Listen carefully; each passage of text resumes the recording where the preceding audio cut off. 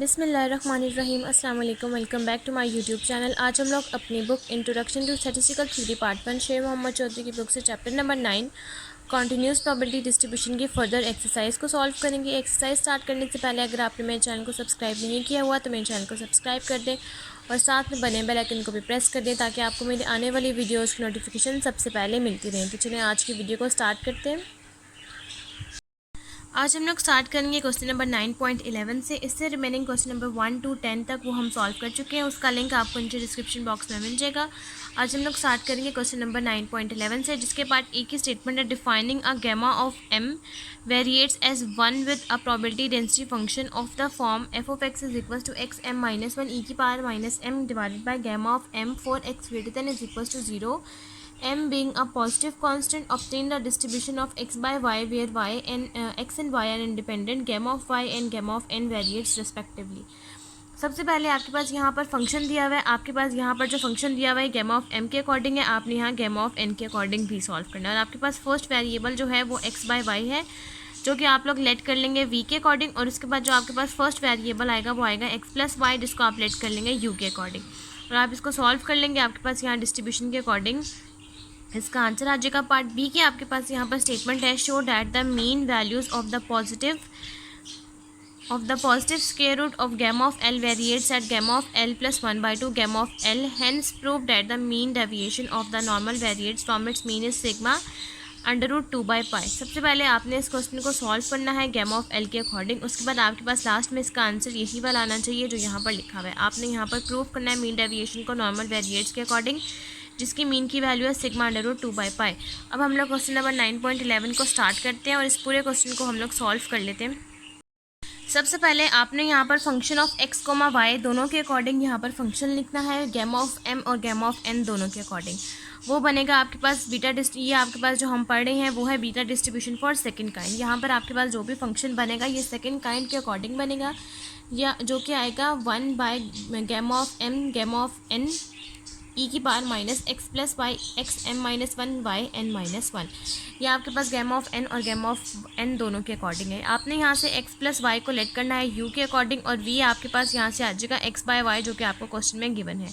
So that x is equal to u v divided by x plus v. अगर आप यहाँ से x की वैल्यू निकालें तो वो इस चीज़ के इक्वल है, और जहाँ जहाँ वी है वहाँ पर आप एक्स बाय वाई को पुट कर देंगे। और अगर आप यहाँ से y निकालना चाहते हैं तो वो आप लोगों के पास इक्वल आ जाएगा u divided by 1 plus v. अब इस केस में आपके पास प्रोबेबिलिटी डिस्ट्रीब्यूशन में एक नया चेंज आया है, वो ये है कि आपने यहाँ पर अप्लाई करना है जैकोबियन। किस तरह से आपने u और v, जो आपके पास दो वैल्यूज़ हैं u और v, आपने उसको पार्शियल डेरिवेटिव लेना है x और y के रिस्पेक्ट से।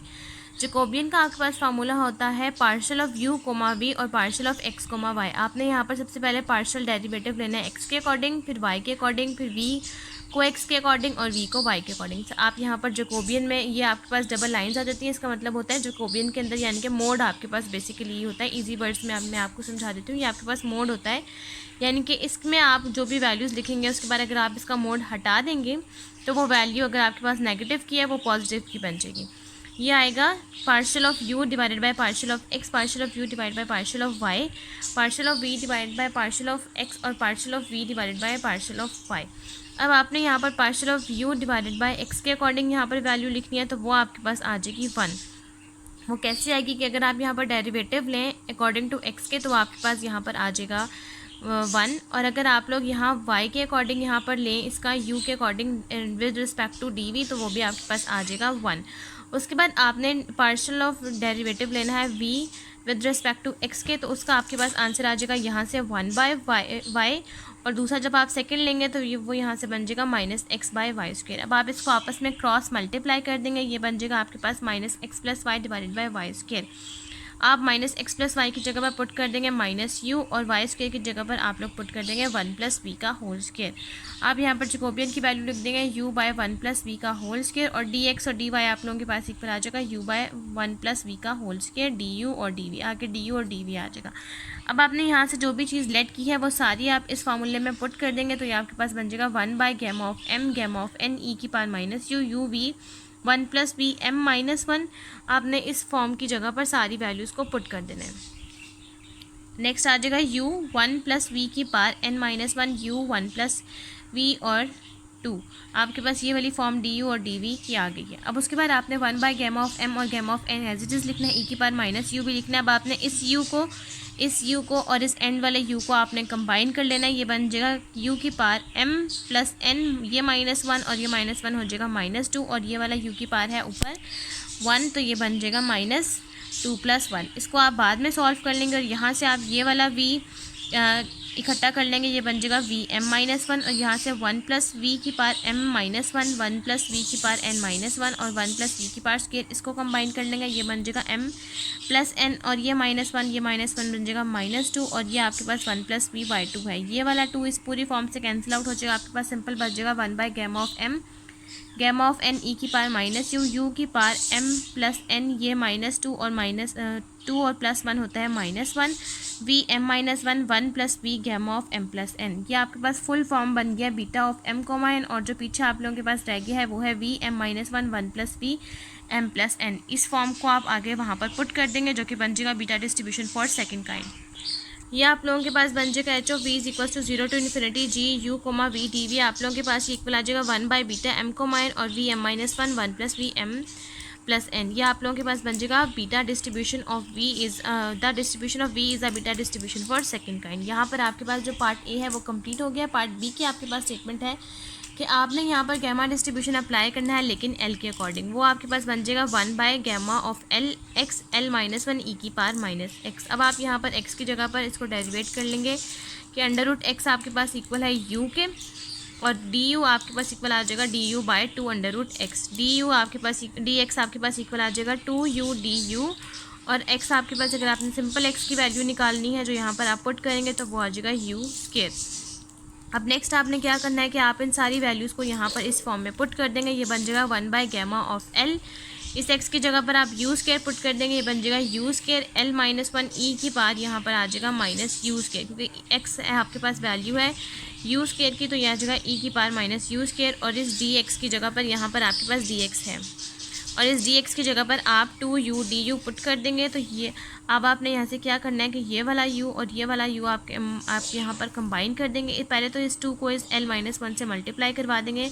यहाँ पर आप लिखेंगे नेक्स्ट स्टेप में 2 गैमा ऑफ l आप बाहर लिख लेंगे, और यहाँ आ जाएगा 2l -2 + 1, ये वाला u जिसके ऊपर है पावर 1, और ये वाला जो होगा ये मल्टीप्लाई होने के बाद बन जाएगा -2। अब यहाँ से जब आप सॉल्व करेंगे -2 + 1 ये बन जाएगा -1 e -u² आपके पास एज इट इज़ है, और du। अब उसके बाद आपने यहाँ से सॉल्व कर लेना है मीन, जैसा कि इन्होंने क्वेश्चन में कहा हुआ है कि आपने यहाँ पर मीन सॉल्व कर लेना है, जिसका आपके पास फॉर्मूला होता है expected value of u = -∞ to ∞ u f of x df। इस f of x की जगह पर आपके पास ये जो पूरा फॉर्म है आपने इस फॉर्म को पुट कर देना है, और इस u को भी इस फॉर्म के साथ आपने कंबाइन कर लेना है। ये हो जाएगा, आप यहाँ पर एलसीएम ले लेंगे, ये बन जाएगा 2u 2l - 1 + 1/2, क्योंकि आप एलसीएम लेंगे तो ये बन जाएगा 1/2 e की पावर -u2 और du। और ये आप लोगों के पास फुल फॉर्म बन गई है गैमा ऑफ l + 1/2, क्योंकि आप इसके अंदर जब गैमा बनाने के लिए यहाँ पर जब आप ऐड करेंगे, जो कि है आप लोगों के पास 2l - 1 + 1/2 और +1, गैमा फंक्शन में आप +1 ऐड करते हैं तो उसकी वजह से ये -1 और ये +1 ख़त्म हो जाएगा, तो आप लोगों के पास गैमा फंक्शन बन जाएगा ये यहाँ पर l + 1/2, क्योंकि ये 2 फिर इससे एलसीएम लेने से ये यहाँ पर ख़त्म हो जाएगा, ये बन जाएगा l + 1/2, और ये नीचे आ जाएगा आपके पास गैमा ऑफ l। ये आप लोगों के पास ये पूरी फॉर्म बन गया। यहाँ तक आप लोगों के पास पार्ट बी और क्वेश्चन नंबर 9.11 भी कंप्लीट हो गया। अब नेक्स्ट हम लोग सॉल्व करते हैं क्वेश्चन नंबर 9.12। क्वेश्चन नंबर 9.12 के पार्ट ए की स्टेटमेंट है define the normal distribution and obtain it's variance mean and variance. ये भी मैं आपको करवा चुकी हूँ, इसका लिंक मैं आपको नीचे डिस्क्रिप्शन बॉक्स में दे दूँगी। पार्ट बी है show that for the normal distribution the mean mode and the median are the same. आपने नॉर्मल डिस्ट्रीब्यूशन को सॉल्व करना है और आपके पास मीन का, मोड का और मीडियन का आंसर सेम आए तो वो आप लोगों के पास सेम ही आता है, जो कि आता है म्यू। ये भी मैं आपको करवा चुकी हूँ, इसका लिंक भी मैं नीचे डिस्क्रिप्शन बॉक्स में दे दूँगी। क्वेश्चन नंबर 9.13 की स्टेटमेंट है state the mathematical equation of the normal distribution and prove that part 1 है the area under the normal curve is unity. The normal curve has points of inflection which are equidistance from the mean. सबसे पहले आपने यहाँ पर solve करना है, mathematical expectation apply करनी है नॉर्मल डिस्ट्रीब्यूशन की कि आपके पास total area under the curve unity है, ये भी मैं आपको करवा चुकी हूँ। उसके बाद आपने सेकंड पार्ट सॉल्व करना है कि आपने पॉइंट ऑफ इन्फ्लेक्शन निकाल लेना और वो आपके पास इक्वल आए, इक्विडेंस का मतलब है इक्वल आए मीन के यानी कि म्यू के। इसका आंसर है पेज नंबर 358 के ऊपर। जब आप पेज नंबर 358 के ऊपर आएंगे तो यहाँ पर लिखी हुई है properties of normal distribution. Fifth property जो है जहाँ पर आपके पास लिखा हुआ है the normal curve has point of inflection which are equidistance from the mean. आपके पास इसका आंसर ये वाला है। आपने यहाँ से प्रूफ से लेकर यहाँ तक इसका जो आपके पास आंसर है म्यू तक, आप यहाँ तक ये वैल्यूज़ को सॉल्व कर लेंगे। यहाँ तक आपके पास जो क्वेश्चन नंबर 9.13 है वो भी यहाँ तक कंप्लीट हो जाएगा। क्वेश्चन नंबर 13 का पार्ट 1 और पार्ट 2 कंप्लीट हो जाएगा। पार्ट 3 की स्टेटमेंट है all odd order movements about mean vanishes. क्या आप ऑड ऑर्डर अप्लाई करें मूवमेंट्स का तो आपके पास जो उसका मीन है, जो आंसर है मूवमेंट अबाउट मीन सॉल्व करेंगे तो उसका आंसर वैनिश यानी कि ख़त्म हो जाए, यानी कि 0 आ जाए। इसका आंसर है पेज नंबर 359 के ऊपर। अब हम लोग ये भी सॉल्व कर लेते हैं। जब आप लोग पेज नंबर 359 के ऊपर आएंगे तो उसी तरह से आपके पास जो प्रॉपर्टीज़ ऑफ नॉर्मल डिस्ट्रीब्यूशन है, तो यहाँ पर आपके पास जो नॉर्मल डिस्ट्रीब्यूशन है उसके ऑड मूवमेंट सॉल्व किए हैं, ऑर्डर सॉल्व किए हैं मूवमेंट्स अबाउट मीन से, जिसका आंसर आ जाएगा 0 यानी कि ये वैनिश हो जाएगा, ख़त्म हो जाएगा। और जो इवन आप सॉल्व करेंगे उसका आंसर आपके पास ये आएगा।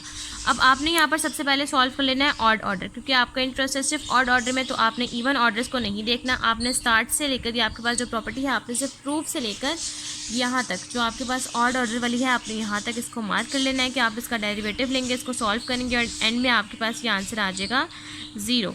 ऑड ऑर्डर के जितने भी हैं आपके पास वो सारे आ जाएंगे आपके पास 0। यहाँ तक आपके पास क्वेश्चन नंबर 9.13 के तीनों पार्ट सॉल्व हो गए। नेक्स्ट अब हम लोग सॉल्व करते हैं क्वेश्चन नंबर 9.14। क्वेश्चन नंबर 9.14 की आपके पास स्टेटमेंट है the continuous random variable x has the probability density function f of x where 1 by sigma under root 2 pi e की power minus x minus mu square by 2 sigma square. आपके पास first part की statement है कि आपने drive करना है mean और वेरिएंस को।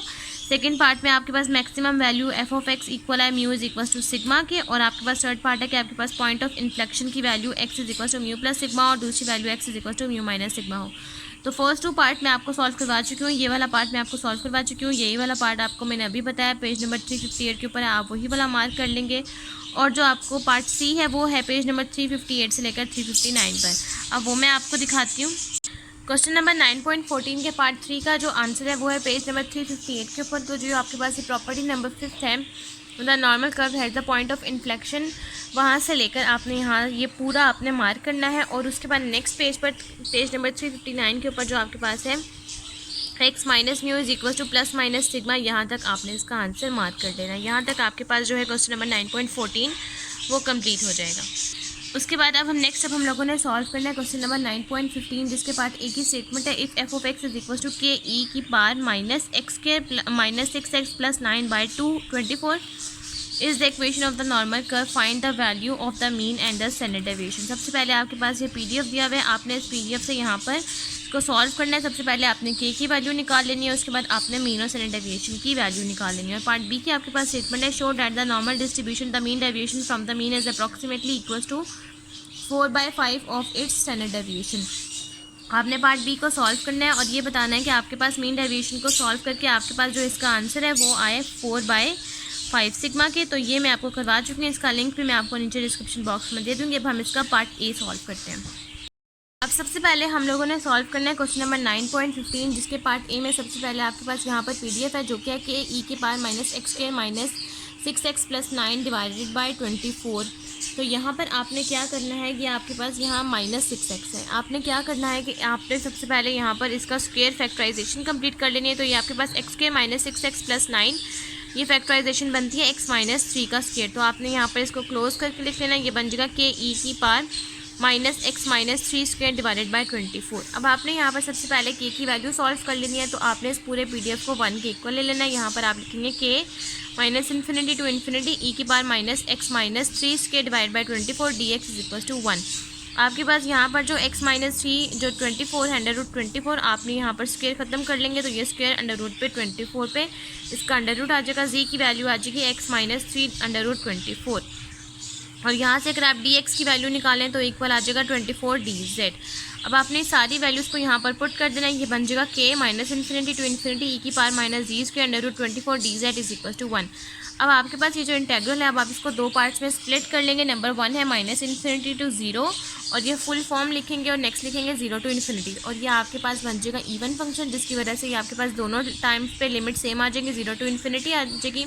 तो ये आप 2 टाइम्स लिख लेंगे, 2 0 टू इन्फिनिटी के ई की power minus g square under root 24 d z is equal to 1। Again आप यहाँ से लेट करेंगे, जी स्क्वायर को लेट कर लेंगे v, और अगर आपने सिंपल जी की वैल्यू निकालनी है तो उसकी वैल्यू आ जाएगी under root 24, 2z d z is equal to d v के इक्वल आ जाएगा।